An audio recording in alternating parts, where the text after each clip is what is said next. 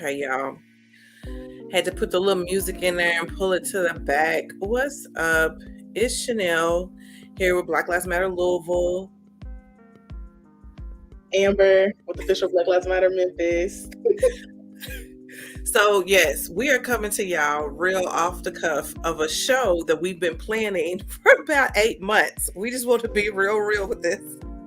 Amber's like, I got laundry back there. I am literally in my little comfort space on the couch because we were like, we definitely need to do some updates as we are on the ground moving. There's rapidly things changing, and we've got like so many policies that are pushing through. Y'all are coming through for us, and it just feels like we're running out of time, not steam, time.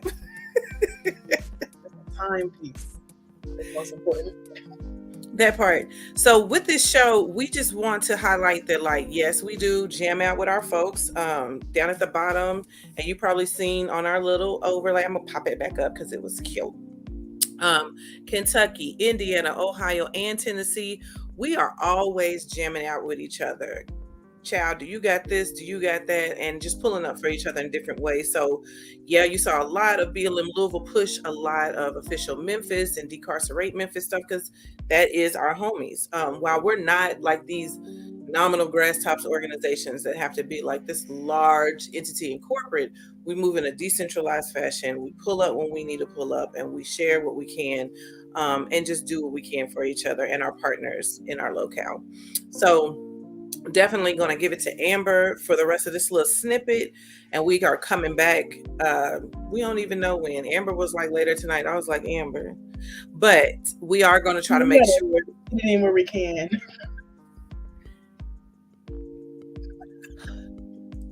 That's a practice that we use somewhere.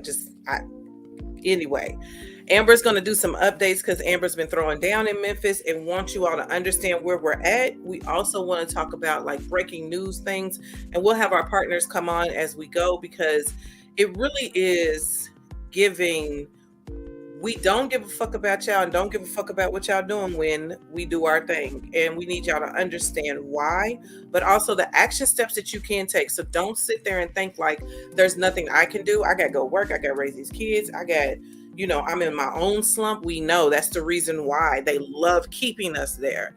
We are definitely going to tell you the different tips and the freaking action steps that we have so that you can feel empowered while we are what we doing. That's what we're gonna keep it all the way real when we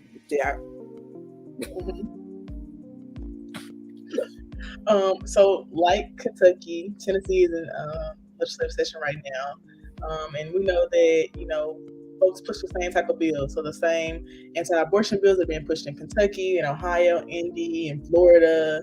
Are also being pushed in Tennessee. Like those same bills about Don't Say Gay and anti-trans bills are being pushed all throughout the South and really all throughout the country.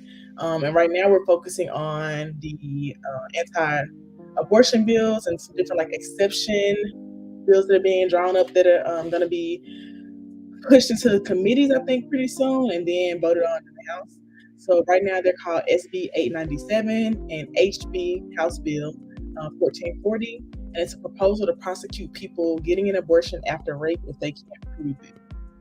These are called exception bills, and they're really just unrealistic. It really is.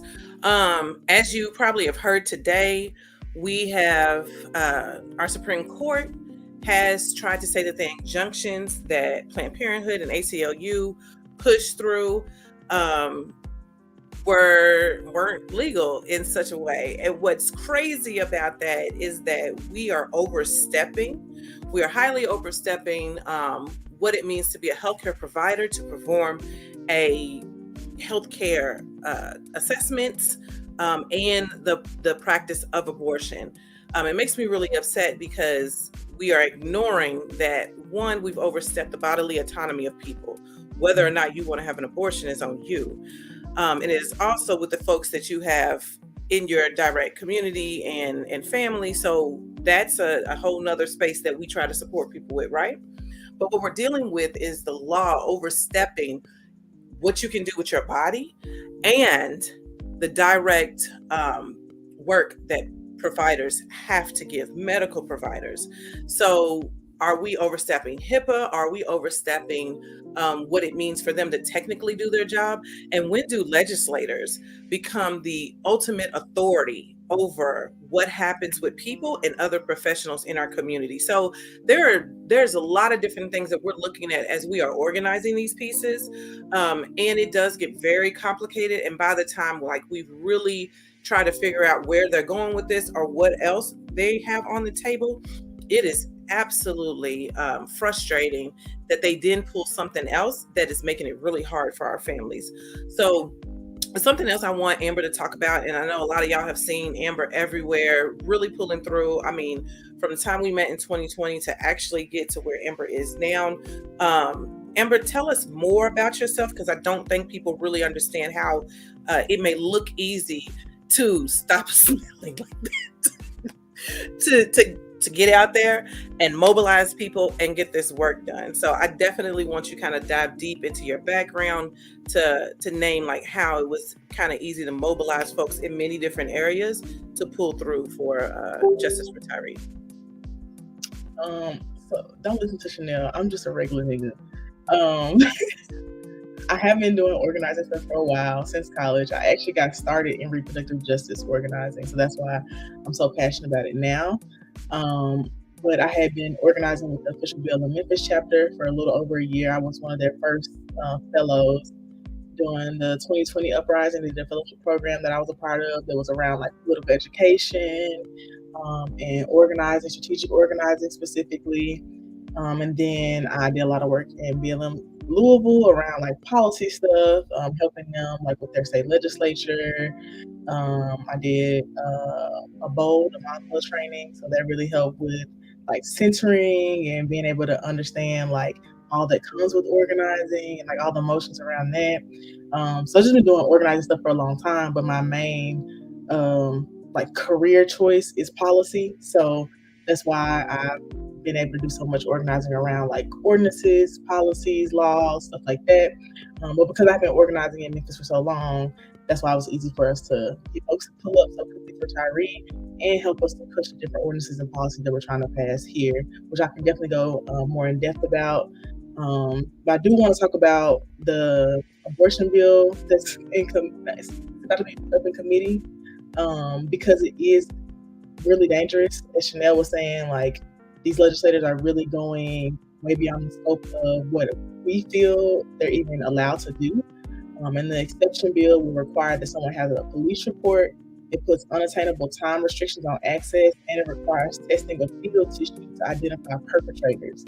And that's if someone was to allow someone to get an abortion because of rape. So they're adding all of these different barriers to them getting access to an abortion, which of course makes it unrealistic that person can actually get an abortion. And I'm getting this information from Healthy and Free Tennessee. It's a nonprofit here that does work in Tennessee around making sure folks have equitable access to healthcare. So the bill would employ a time-tested anti-abortion strategy, which makes the burden so high and costly that no one can access them.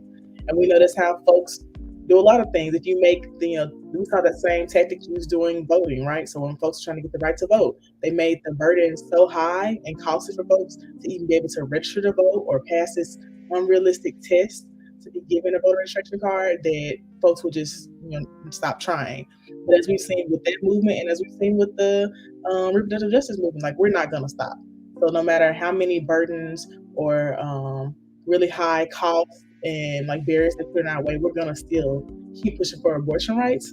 And we're not gonna let anti-abortion politicians like Senator Haley and Rep. Rutter kind of clean up their image about these different bills without meaningful and actual abortion access. And that's for Tennessee. Those senators are in Tennessee. And we know that also most of these state legislatures are a supermajority, like Kentucky and Tennessee. If something hits the floor, it's gonna pass.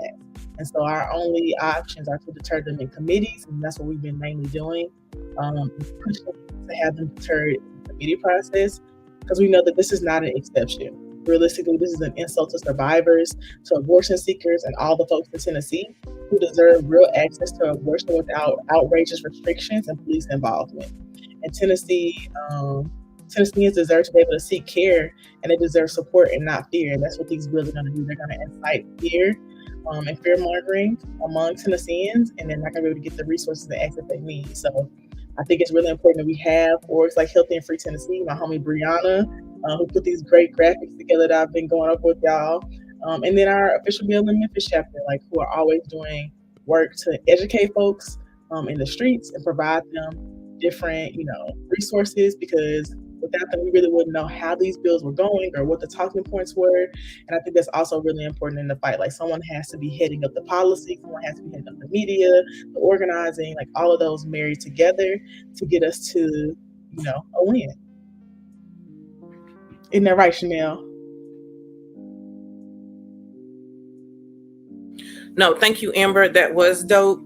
I definitely put in there, follow official BLM Memphis, trying to make sure I can get that in other places.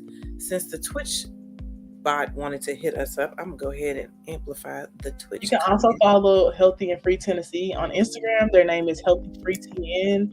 And on Twitter, it's Healthy Free TN. And they post really good infographics, calls to action, just overall really good information around what's happening with the different bills, especially around abortion care.